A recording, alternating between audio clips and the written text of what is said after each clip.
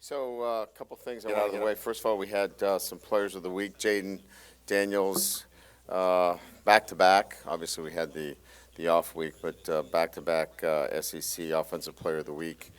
Um, and then we had Freshman of the Week, Mason Taylor. Pretty good selection there, I would say.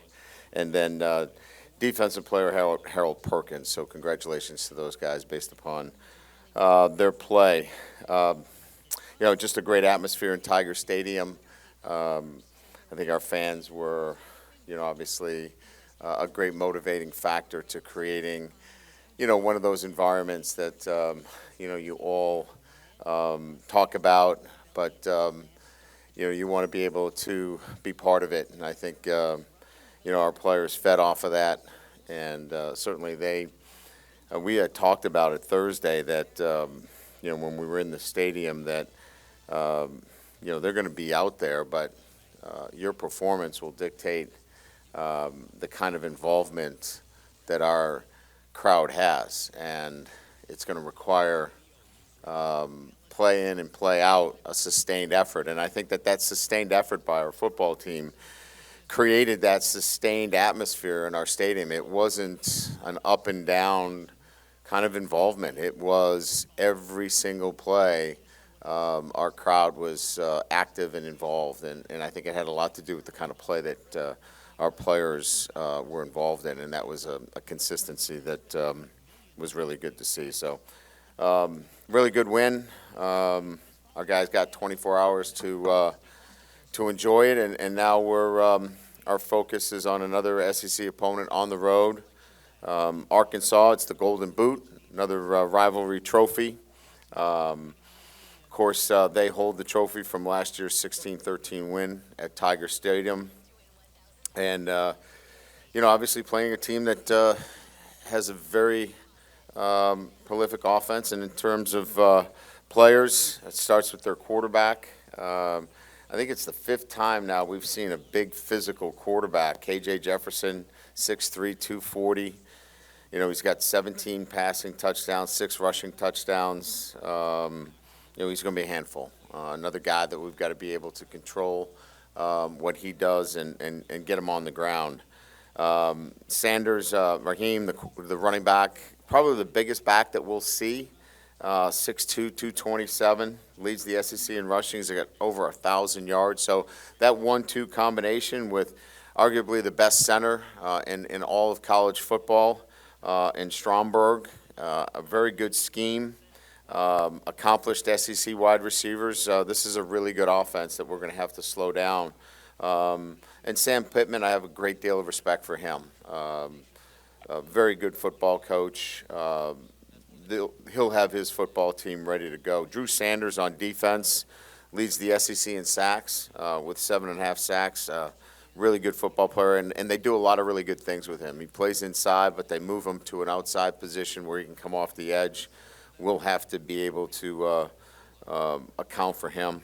Got a couple former LSU players in their starting defense, Landon Jackson, Dwight McLaughlin, good football players that, obviously are playing well for them. And their special teams is really good. They do a lot of different things that we'll have to be alert for, be on top of, and make sure that we do a really good job. We're trending better there. We're going to have to continue to do a really good job. We've got 11 a.m. kickoff, so all those things, we're used to it. We've played it early, but we've got to obviously be able to focus on our next opponent, which I'm certain we'll be able to do that with the kind of quality SEC opponent we have in Arkansas. So with that, we'll open it up to questions. Brian, in the middle by the cameras. Yeah. Was Saturday night the biggest one of your career? I don't. The biggest win of my career is going to be when we win a national championship, and so I'm focused on one thing when I came down here, and that's to win championships. That's one game.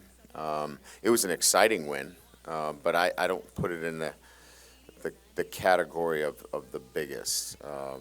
I think I've had teams that have achieved great things, and I think this team achieved a great victory because of where we were in January and what we've become.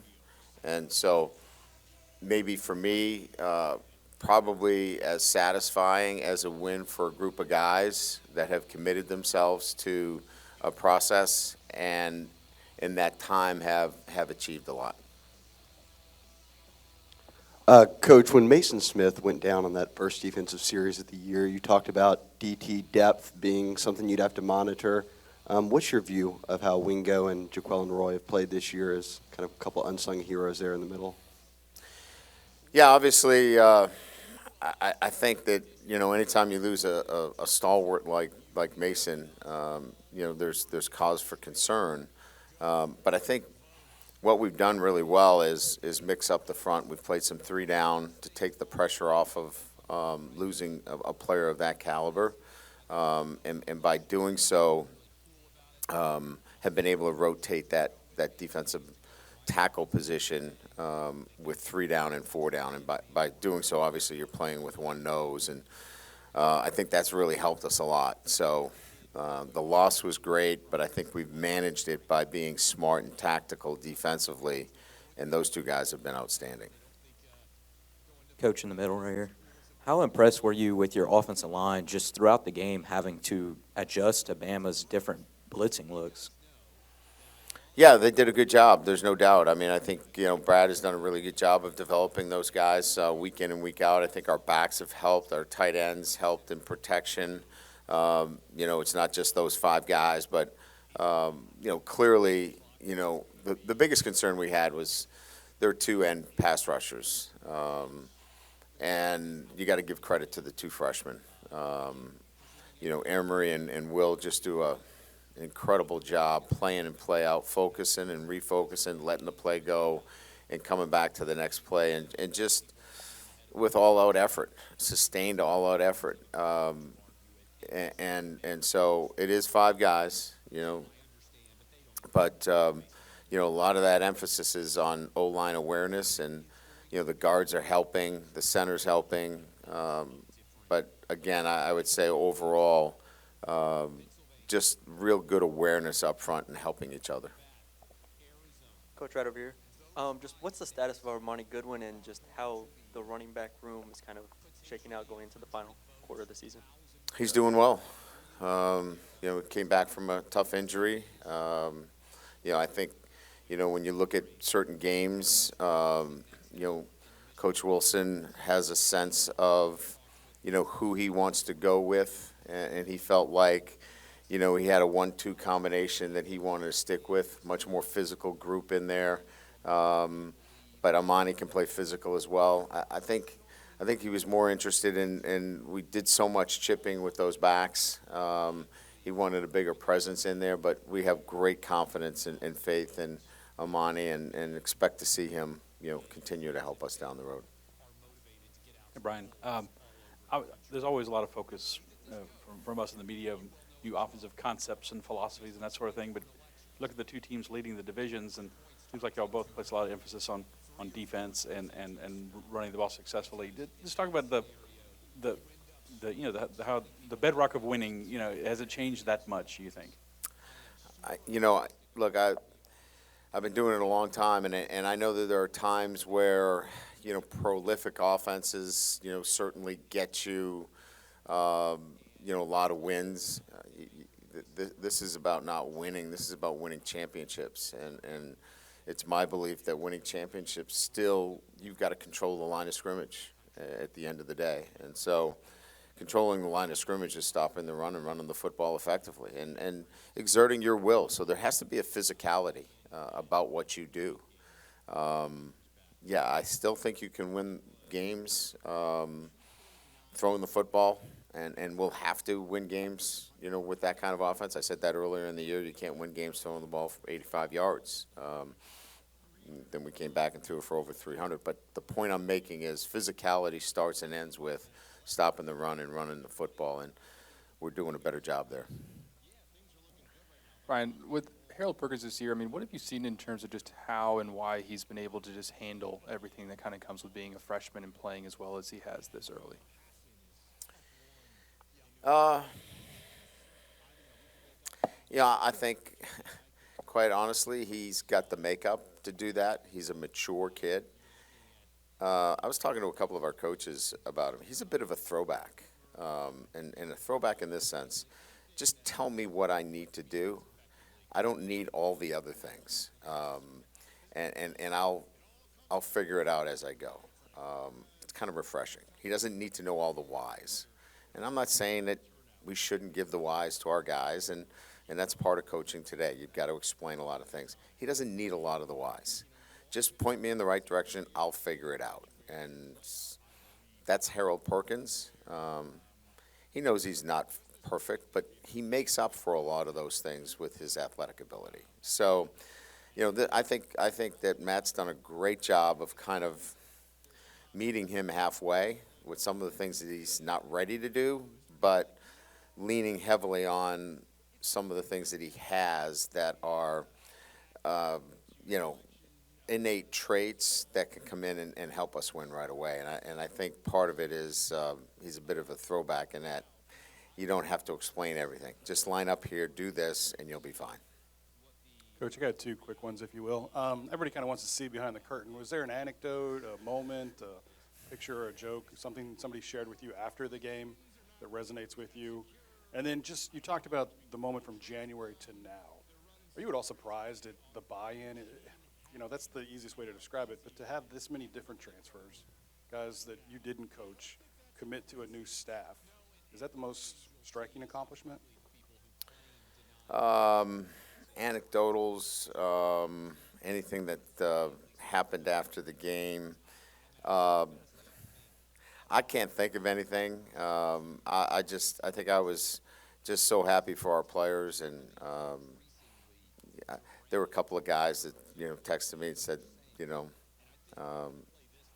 were happy to continue to do that and have people rush the field, and they would take care of what the costs were. I don't know if Scott needs to hear that, or Kelly's here. She probably doesn't want to hear that either.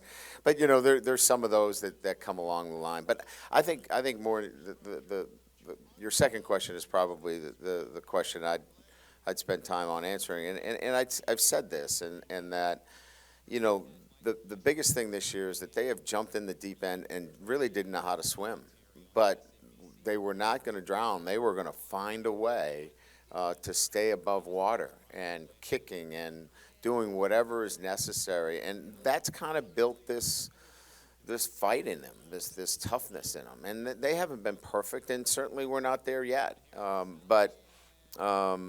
They have such a pride in LSU, and when we first met, we said, look, we finished last, and that's not the standard, and you have a choice to do something about it. You can continue to be bad, you can be average, you can be good, which everybody in this room is good, or you can be elite, and they've made great choices along the way, so I'm really proud of them. Coach, is this a trap game, classic trap game here? I guess that's what they call it. I've never bought into that because I think if it's a trap game, you have not done a very good job with your football team. In January and February, for example, January, February, March, we did not train indoors. We trained outdoors. So weather's not going to be a factor. We've been outside in 50-degree, 40-degree weather. They know that Arkansas is an SEC opponent that beat them last year. So, look, your thoughts affect, your actions, right? That affect your physiological response.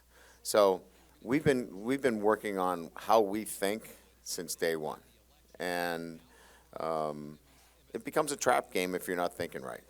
And we'll get our guys thinking the right way, and we'll prepare the right way, and this is about a consistency. If they want to be a consistent program, they'll think the right way about this game.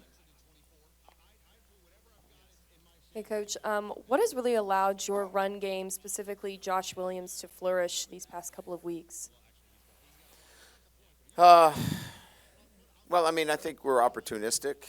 We're not – look, we're, I think, about 185 yards a game, which is – the top third in the league. That's where we want to be. We're not we're not where we need to be yet. We're getting better physically, but I think, when you have a multi-dimensional threat like the quarterback, he provides you opportunities in the running game where he stretches the defense out. And when he does that, you have to worry about the quarterback. And, examples where the linebackers have to flow over the top. That creates some seams and opportunities.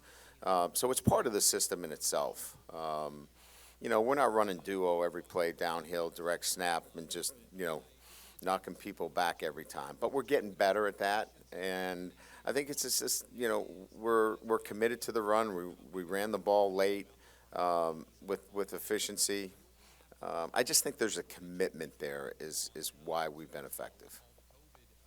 You might have just already pretty much answered this, but coming off such an emotional win, in your experience, have you learned there's a best way to get them to think the right way you're talking about? Yeah, I mean, I think so. You're preparing for these moments in the first week. You handle these by being consistent in everything that you do every single day. And nothing changed last week in the way we prepared, and nothing will change this week. I think if there's, like, if we had a lot of fanfare and sloganisms and changed a lot last week for Alabama, then maybe you worry about it a little bit. But we didn't do anything different last week than we did for Ole Miss or we did for any of the other teams. Our team is just evolving, and they're playing with more of the traits necessary to be a consistent team that plays every snap the right way. So I think I'd be more concerned if we, played with so much emotion that we were drained out, but that's how we're going to play. And that's kind of why I went for it. I felt like our football team's going to do this more often. I trusted the way they played, and I trusted that they were going to execute the play that we called, and I trust that they're going to execute next week because they've been consistent over the past 5 months, and I expect them to do the same. Hey, Coach, winning the SEC West, now that it's truly in sight, is that something that's discussed this week, or is it kind of the Alabama thing of let's not treat this any differently because of something on the outside? Yeah, so there's, our goal is to graduate champions. So part of this is they want to be champions, and they know that there are steps along the way in this process of getting there. And so this week will be another step towards becoming a champion. And so let's do the things that we need to do.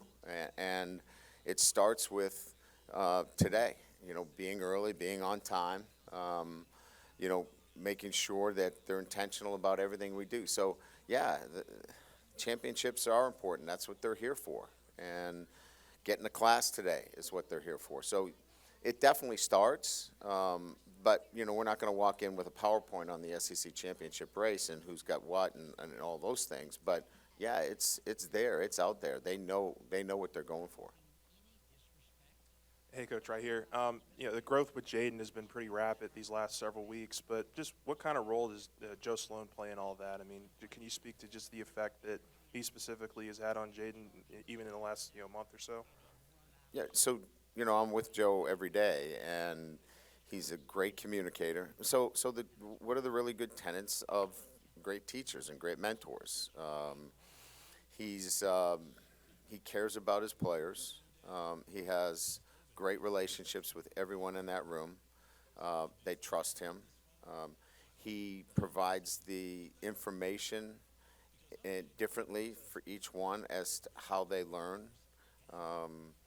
He's knowledgeable about the things that he needs to get across to each one of those quarterbacks. He's demanding, never demeaning. He's all the things necessary to develop quarterbacks, and he's done a great job. Hey, Brian, would you mind just sharing a thought on Joe Fouché, Greg Brooks, what they've meant this year for you and what it's like for them going back to Fayetteville? Yeah, so certainly this will be a big thing for them going back to Fayetteville as transfers. But, first and foremost, what was appealing to us as we were putting this back together was to have SEC experience and a connection with the state of Louisiana. And both of those guys filled that box and checked that box for us. So what it means to them is that they play for LSU, and they have such a pride in being from the state of Louisiana. And they want the Golden Boot back. And so as much as they'll have friends and former players that they know, this will be much more about them wanting to win for LSU, because that's why they came back here. Hey, Coach, two quick ones. What kind of growth have you seen from Mason Taylor throughout his freshman year? And do you have an update on Garrett Dellinger's status for this week? So there's been growth, physically and mentally. He's a freshman. And as you know, freshmen are, growing physically. And the first big thing is, he's put on over 20 pounds, physically and growing into his body. I think the growth, from a mental standpoint has been the knowledge of the game. He's been really good. I'd be remiss, to not point out the fact that, he's been put in a very difficult position where, a tight end has to do a lot,